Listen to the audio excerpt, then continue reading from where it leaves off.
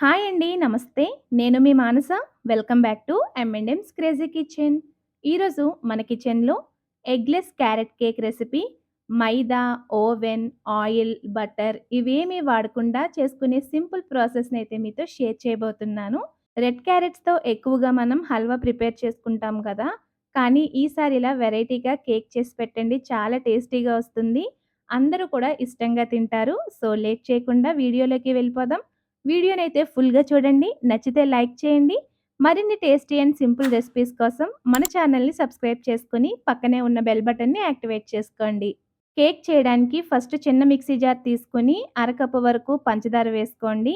ఇందులోనే 6 బాదం పప్పు, 6 జీడిపప్పు, అర టీ స్పూన్ వరకు యాలకుల పొడి వేసుకొని వీటన్నింటిని కూడా మెత్తటి ఫైన్ పౌడర్ లాగా బ్లెండ్ చేసుకోండి. చూడండి అసలు పలుకన్నది లేకుండా ఇంత ఫైన్‌గా బ్లెండ్ చేసుకున్నాక ఈ పౌడర్‌ని పక్కనుంచండి. ఇప్పుడు ఈ రెడ్ కలర్ క్యారెట్స్‌ని తీసుకొని శుభ్రంగా వాష్ చేసిన తర్వాత చెక్కు తీసేసుకొని సన్నగా తురిమేసుకోండి. మనకి ఈ తురుమొచ్చేసి 1 కప్ వచ్చేలాగా చూసుకొని పక్కనుంచండి.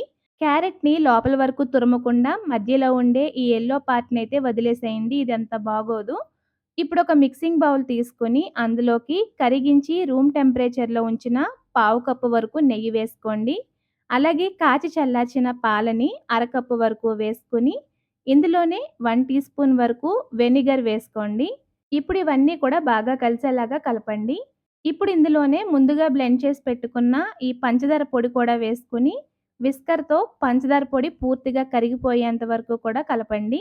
ఇప్పుడు ఒక జల్లెడ ఉంచి ఇందులో 1 కప్ వరకు గోధుమ పిండి వేసుకోండి. అలాగే 3 టేబుల్ స్పూన్స్ వరకు మిల్క్ పౌడర్ వేసుకోండి. ఈ మిల్క్ పౌడర్ ఏ బ్రాండ్ అయినా పర్వాలేదు. మీ దగ్గర మిల్క్ పౌడర్ లేకపోతే ఆ ప్లేస్‌లో మీరు గోధుమ పిండి కూడా వేసేసుకోవచ్చు. ఇందులోనే 1 టీ స్పూన్ బేకింగ్ పౌడర్, పావు టీ స్పూన్ బేకింగ్ సోడా వేసుకొని జల్లించేసుకోండి. ఇప్పుడు విస్కర్‌తో పిండిని ఉండలు లేకుండా బాగా కలపండి. ఇప్పుడు ఇందులో 1 కప్ వరకు క్యారెట్ తురుము వేసుకొని కలపండి. మీరు సేమ్ ప్రొసీజర్‌లో రెగ్యులర్ క్యారెట్స్‌తో కూడా ఈ కేక్ ప్రిపేర్ చేసుకోవచ్చండి. కాకపోతే కాస్త కలర్ అలాగే టేస్ట్ అయితే స్లైట్‌గా డిఫరెన్స్ వస్తుందంతే.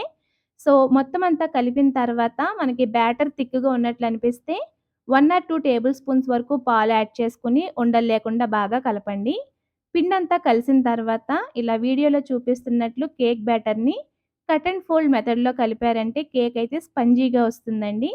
సో, చూసారు కదా మనకి కేక్ బ్యాటర్ రెడీ అయిపోయింది.